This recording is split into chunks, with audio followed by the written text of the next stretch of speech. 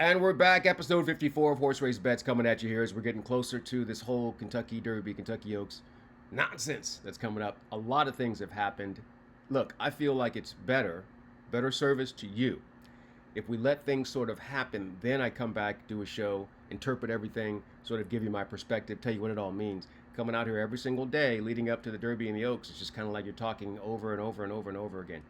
Then we'll start getting into horse profiles and taking a look at what they all offer and the scenarios that have to be present in order for any one of the 20 horses that'll be in the gate to win the race.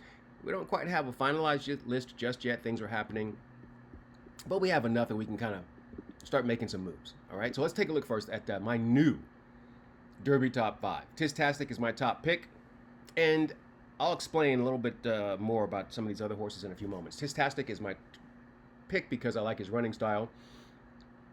Obviously love his pedigree, but for me on days like this, it's about all things coming together. I like his jockey. If Joel Rosario is Joel Rosario, if you know what I mean, then Tistastic is perfect for him and they'll be in a great spot. On the flip side, journalism. Man, that horse looks really good. He's got a great turn of foot, and when he decides that he's coming to get you, he's coming to get you. Here's my problem. I don't know how I feel about the jockey. I don't know how I feel about Umberto Rispoli in a situation like this. He's obviously an exceptional rider, but there's something about the Derby, man. You just got to have a little something different. I don't know if he's, the horse will have to be just so good that it doesn't matter what he does. But I think that might be an issue. But he's still good enough to be number 2 on the list. Sovereignty makes it back on my list for 2 reasons. He's just like Tistastic in journalism. He's a consistent closer. And I believe that Junior Alvarado will be 100% on Derby weekend, and he'll get that mount back. And if Junior Alvarado is back on Sovereignty, I think he's definitely a force to be reckoned with in the stretch. Luxor Cafe, because the majority of our horses are really not spectacular, it's very similar to the Rich Strike year. Because Epicenter, I was like, he's not special. He's just winning these races. But he's not special. And you could tell that he wasn't. You could just tell. It's kind of like going back to Essential Quality. He was the kind of horse that would just grind out these victories. You could just kind of tell that he wasn't Derby special, if that makes any sense. So Luxor Cafe, with that dynamic turn of foot, just automatically becomes interesting because he's kind of like, you don't know how good he can be. And what we have here is just not, you don't have one horse that's like, oh my God, he's incredible. We don't have one. So Luxor Cafe makes the top 5. And then Rodriguez. And the reason why Rodriguez is in here is because you have to have a speed horse, right? And if you think about our speed horses, Rodriguez, Citizen Bull, Madaket Road, if you want to call him a speed horse, I don't. Then you've got maybe American Promise, River Thames, East Avenue, right? Those are horses that should be forwardly placed. And so I feel like Rodriguez is the fresher of the horses. Remember, Citizen Bull ran last year. So Rodriguez, I think, might be just coming into his own. I don't know if he can win this race. I don't think he's good enough to win it, but I feel like he's good enough to get the lead. How about that? So that's why he makes the top 5. So then we get to the point where things are happening, right? They're making jockey assignments, and that's interesting because that means certain horses and then certain connections are saying, hey, we're not going to run, or we are going to run. So let's take a look at your point. Leaderboard, right? So Burnham Square, congratulations. I don't think he's good enough. He's a grinder. I don't think he's good enough. Sandman, here's my problem with Sandman. If you go back and watch the Rebel and then watch the Arkansas Derby, he does the exact same thing in the stretch. When he gets hit with the left-handed stick, he starts to lug out. Now, he's still accelerating, but that kind of stuff right there, that's what gets you beat in the Kentucky Derby. So he can't seem to run a straight line. Now, if for some reason he shows up on May the 2nd and he runs a straight line, awesome! But I don't know.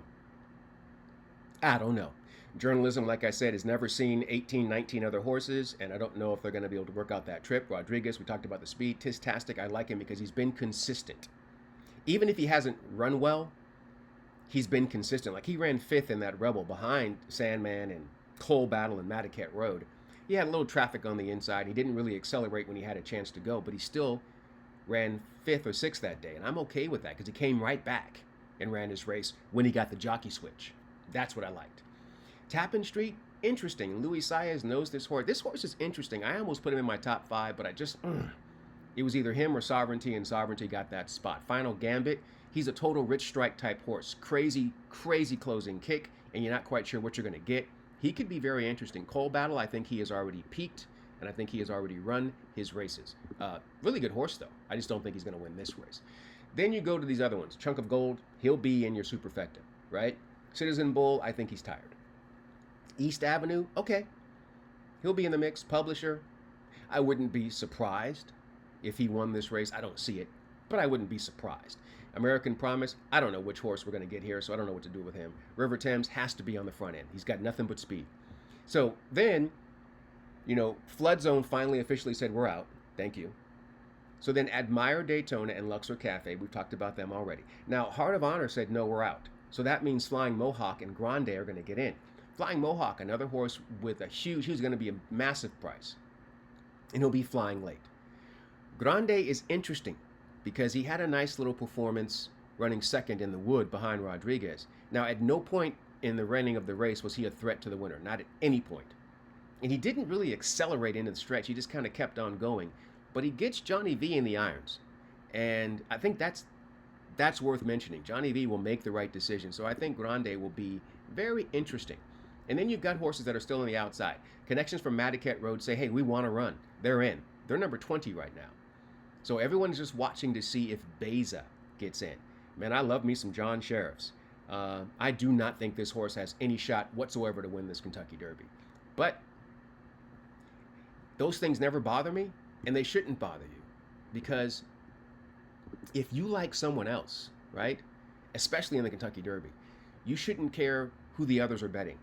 Because if they want to bet that horse, that just means your horse gets increased value. So, like, if you guys want to, if Beza gets in, you want to play him, go for it, right? You want to play journalism, go for it. That just means that whoever I like, Tistastic, will be greater value.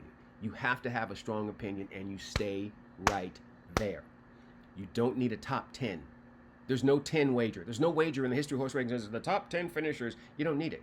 So what are you doing? You're putting 10 horses in, and you're saying, well, if this horse scratches, I've got this. Well, if one horse scratches, that probably changes the pace scenario. So then your 10 list doesn't really make much sense. 5 makes sense. That's 5 horses I would play in the race, like in a superfecta, or I would take 3 of those in a trifecta, or I would take one of the speed horses that I have, Rodriguez, and put him with one of the other horses. That's what a top 5 means. All right. We'll continue talking about some of these things, including the jockey assignments that were announced, rather. That's what Johnny V getting on Grande is interesting. And Irad Ortiz Jr. getting on Publisher.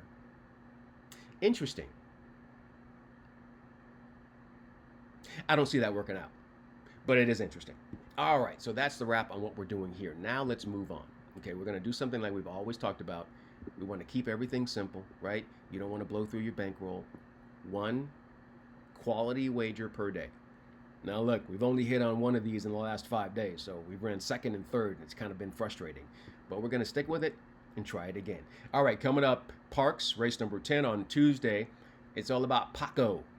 Man, if you're going to give me Paco Lopez at 15-1, I like that. So here's the situation. They're going to go a route of ground in this final race on the card. There are 12 horses in the field, and there's enough pace to set it up. Dad's on a Roll is a horse that just needs to settle, and when he does, he makes that move. So the things that I like, Paco in the irons, he's got a nice closing kick. That pace form there, that 76 that he's got closing is one of the best in the field. 15-1 morning line, I love it, and I'm getting that because he's been in bad form. You can see. But those 2 that are circled in a row were when Paco was in the irons. They won back-to-back together going a route of ground. Now, Paco came back, and they didn't run very well those last 2 times, but I just like what they did right there, and I think they can do it again here. There's something to run at, and I think Paco gets the money. I don't think we'll get 15-1, but I think 10-1 definitely is what we'll get on a runner like that. That's your play on this Tuesday play of the day. Just one play, 15-1 on the 1. Dad's on a Roll, race number 10 at Parx. Get your money, and we'll meet back up here on Wednesday talking about the jockey assignments, right? Pace scenario, and start digging into profiles of every Kentucky Derby hopeful. And then we'll segue into our Kentucky Oaks. Not a lot of changes happening over there, but we'll keep you up to date on what's happening there. That'll do it here for episode number 54. In the meantime, in between time, and until next time, I'm Ken Rudulph. Good luck and enjoy whatever you are into.